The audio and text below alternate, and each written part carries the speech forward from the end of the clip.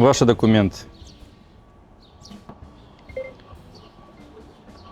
Брат, документы спрашивает.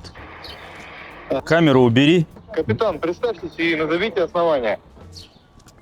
Кто там?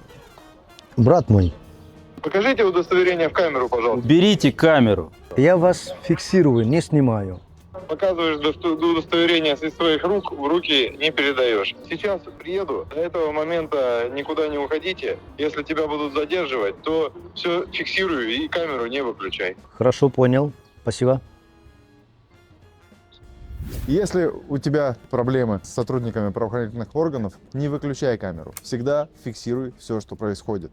И ничего не подписывай. В дальнейшем у нас будут основания. А вообще, как себя вести, ты можешь узнать в нашем телеграме LabPravBot, ссылка в профиле, по кодовому слову задержания.